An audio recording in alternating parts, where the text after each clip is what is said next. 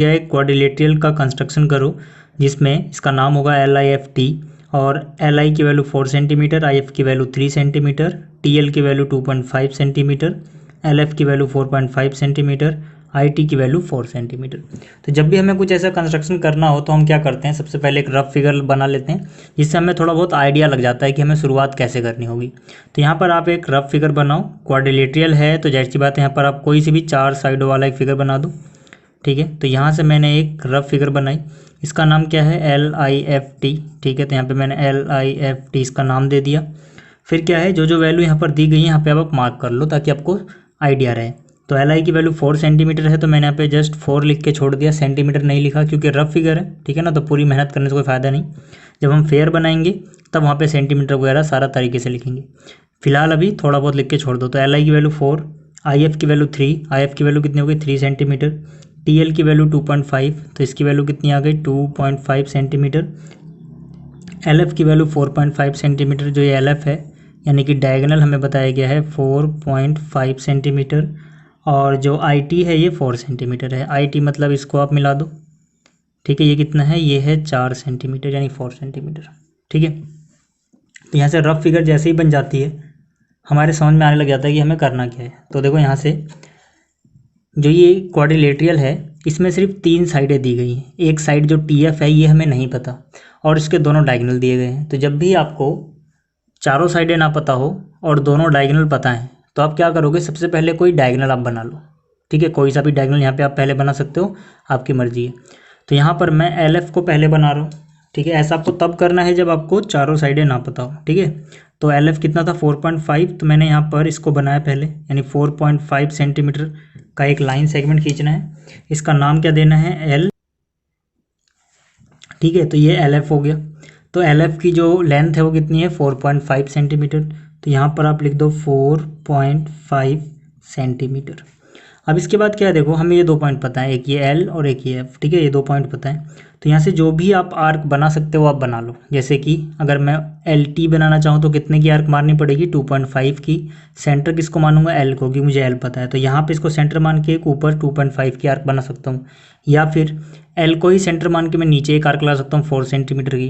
तो क्वेश्चन ये आता है कि कौन सा ज़्यादा सही रहेगा। ठीक है, सही तो दोनों ही है बट पहले आप कौन सा बनाओ तो आपको ज़्यादा फायदा होगा। तो यहाँ पर देखो, यहाँ पर आपको ये 4 पता है, इधर का 3 भी पता है, दोनों तरफ की साइड आपको पता है, तो आपको पहले ये बनाना चाहिए। यहाँ पर क्या है, यहाँ पर एक साइड आपको पता है 2.5 लेकिन इधर नहीं पता। ठीक है, तो अगर आप इसको पहले बनाओगे तो यहाँ पे एक आर्क लगा दोगे, फिर भी आपको यही पहले बनाना पड़ेगा क्योंकि यहाँ से आप 4 की आर्क लगाओगे, यहाँ से 3 की, तो इंटरसेक्शन पॉइंट मिल जाएगा कि I कहाँ पर है। बट यहाँ से जब आप आर्क लगाओगे तो इधर से तो नहीं लगा सकते, तो यहाँ पर ये पॉइंट नहीं मिलेगा जब तक आपको ये पॉइंट नहीं मिलता। इसलिए आपको याद रखना है आप उस तरफ आर्क पहले लगाओ जिधर दोनों चीज़ें पता हो। ठीक है, तो नीचे मुझे ये 4 और ये 3 पता है तो मैं L को सेंटर मान के पहले 4 का आर्क लगाऊंगा।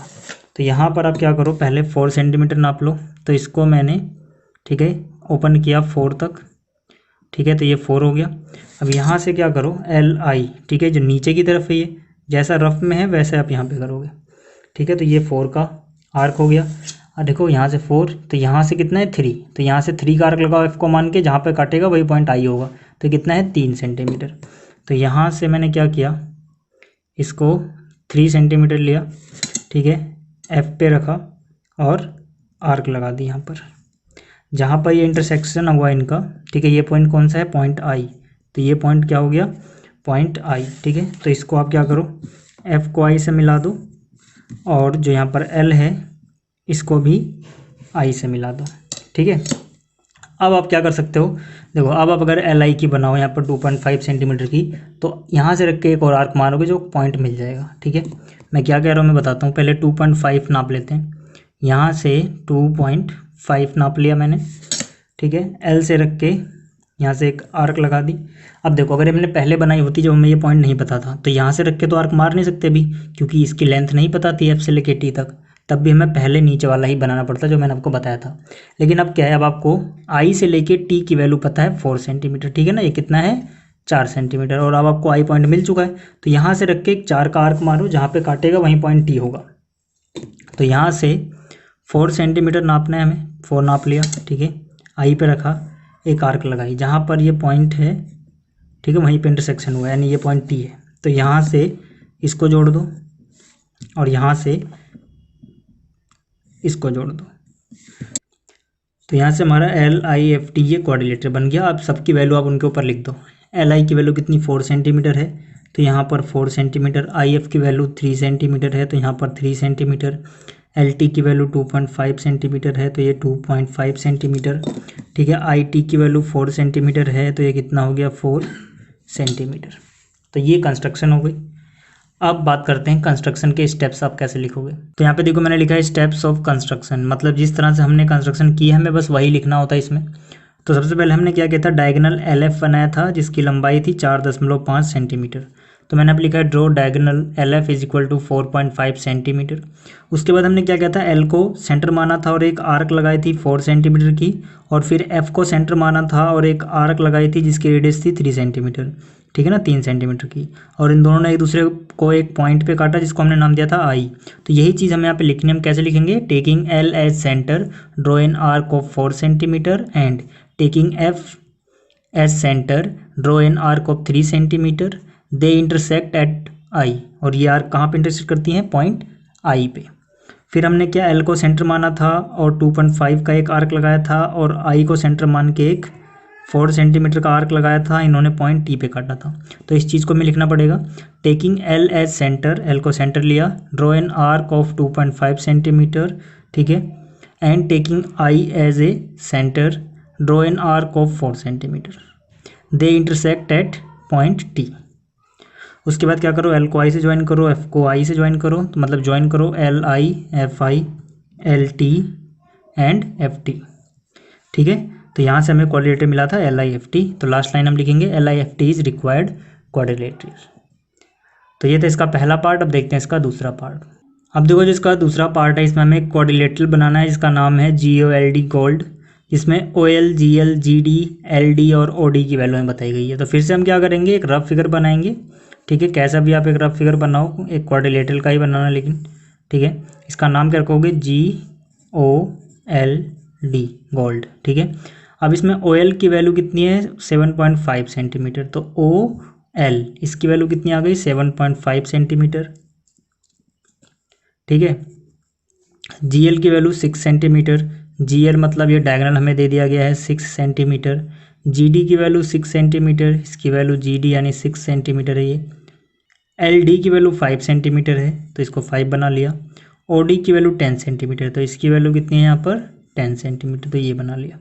ठीक है, तो ये रफ फिगर तैयार है। अब क्या करना है, हमें क्वाड्रिलेटर की जो फेयर फिगर है वो बनानी है। तो यहाँ पर सबसे पहले मैंने क्या बोला था आपको, कि जब भी आपको 3 ही साइड पता हो, जैसे इसमें ये साइड नहीं पता और दोनों डायगोनल पता हो, तो आप कोई सा भी डायगोनल पहले बना लो। तो यहाँ पर मैं GL को पहले बना रहा हूँ। ठीक है, तो यहाँ पर मैंने क्या किया, GL को बनाया, कितना है 6 सेंटीमीटर, तो यानी 6 सेंटीमीटर का एक लाइन सेगमेंट खींचो, इसका नाम रखो GL। तो यहाँ से ये G हो गया और ये L हो गया, इसकी लंबाई इसके ऊपर लिख दो या नीचे लिख दो 6 सेंटीमीटर।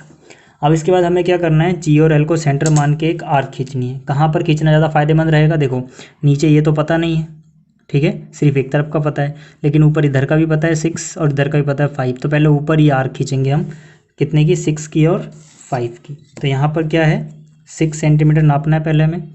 तो यहाँ से 6 सेंटीमीटर नाप लिया। ठीक है, तो G से D की तरफ यहाँ से 6 सेंटीमीटर का है, और यहाँ से कितना है 5, यानी कि अब हम क्या करेंगे, 5 नाप लेंगे। तो यहाँ से 5 नाप लिया। ठीक है, ये 5 हो गया। L को सेंटर माना, यानी यहाँ पर नोक रखेंगे, उसको सेंटर मानते हैं, और यहाँ पे एक आर्क लगाई जहाँ पर इन दोनों ने काटा है, इस पॉइंट पे। ये पॉइंट क्या है, D। तो ये पॉइंट हो गया हमारा D। ठीक है, आप चाहो तो अभी ज्वाइन कर दो, आप चाहो तो बाद में ज्वाइन करना, आपकी मर्जी है। तो मैं अभी ज्वाइन कर दे रहा हूँ इसको। अब इसके बाद क्या है, देखो L से लेके, ठीक है, LO कितना है 7.5। तो हम L से O पे 7.5 का आर्क मारेंगे। तो यहाँ से 7.5 नापना है। ठीक है, तो ये करीब करीब 7.5 हो गया। तो यहाँ से, ठीक है, ये रख के एक आर्क लगाया मैंने, कितना है ये 7.5। ठीक है, उसके बाद DO पता है 10 है। ठीक है, अब मेरे को O तो पता नहीं है, तो मुझे क्या पता है, D पता है। तो D से रख के मैं 10 का आर्क लगाऊंगा। ठीक है, तो उसके लिए क्या करना पड़ेगा, सबसे पहले 10 मेजर कर लो आप। ठीक है, तो ये मैंने 10 नाप लिया। तो यहाँ से क्या करना है, इसको सेंटर मानना है डी को, तो डी पे यहाँ पे रखोगे और एक आर्क लगा दोगे। तो यहाँ पर जो ये काटेंगे जहाँ पर या इंटरसेक्ट करेंगे, पॉइंट ओ होगा, ठीक है। और अब आप सबको ज्वाइन कर दो, ठीक है। इसको इससे ज्वाइन कर दिया और इसको इससे ज्वाइन कर दिया, डायगोनल भी हमें दिखाना है तो इसको भी ज्वाइन कर दो, ठीक है। तो यहाँ से आप सबकी वैल्यू लिख दो, ठीक है। ये कितना था 10 सेंटीमीटर अभी अभी हमने बनाया है, इससे पहले ये 7.5 सेंटीमीटर यहाँ पर है, ठीक है। ये हमें बताया गया था 5 सेंटीमीटर और ये कितना है 6 सेंटीमीटर। इसके बाद आप इसको मिटा देना, ठीक है। जब आप पेपर में करोगे जो रफ फिगर है वो आप मिटा देना। और इसके स्टेप्स ऑफ कंस्ट्रक्शन अब आप खुद लिख सकते हो, पिछले क्वेश्चन जैसा ही है, तो मैं इसका स्टेप्स ऑफ कंस्ट्रक्शन लिख के नहीं दिखा रहा। अब बात करते हैं थर्ड पार्ट।